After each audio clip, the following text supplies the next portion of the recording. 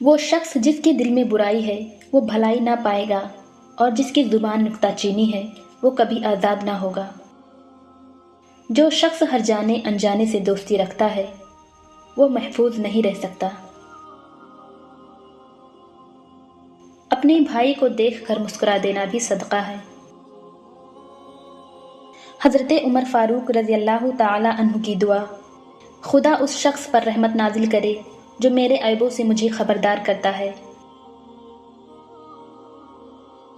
تمہیں جو بھی مصیبت پہنچی اس سبب سے ہے جو تمہارے ہاتھوں نے کمائی۔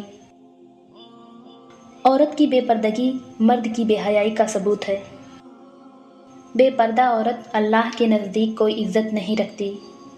حضرت علی رضی اللہ تعالی عنہ نے فرمایا: جب تمہیں یقین ہے کہ خدا تمہارے ساتھ ہے تو پھر کوئی فرق نہیں پڑتا کہ کون کون تمہارے خلاف ہے۔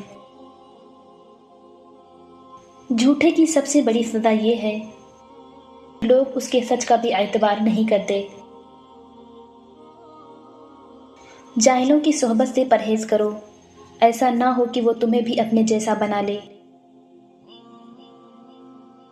جو اللہ کی عبادت سے تکبر کرتے ہیں ان کا ٹھکانہ جہنم ہے۔ خوشی انسان کو اتنا نہیں سکھاتی جتنا کہ غم سکھاتا ہے۔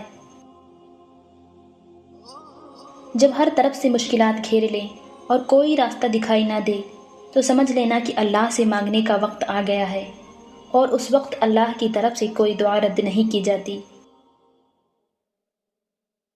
حسن اخلاق مومن کا زیور ہے، اور حسن نیت اعمال حسنہ کی اساس ہے۔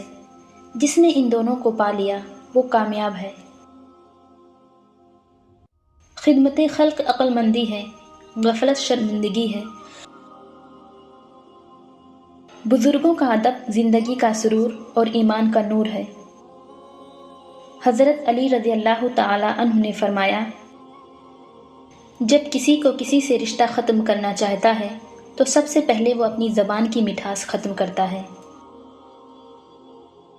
انسان کی اچھائی کا مدار مال و دولت اور عیش و عشرت پر نہیں بلکہ دل کی سچائی، ذہن کی صفائی اور کردار کی اچھائی کا ہے۔ حضرت علی رضی اللہ تعالی عنہ نے فرمایا: اچھا دوست ہاتھ اور آنکھ کی طرح ہوتا ہے۔ جب ہاتھ کو درد ہوتا ہے تو آنکھ روتی ہے، اور جب آنکھ روتی ہے تو ہاتھ آنسو صاف کرتا ہے۔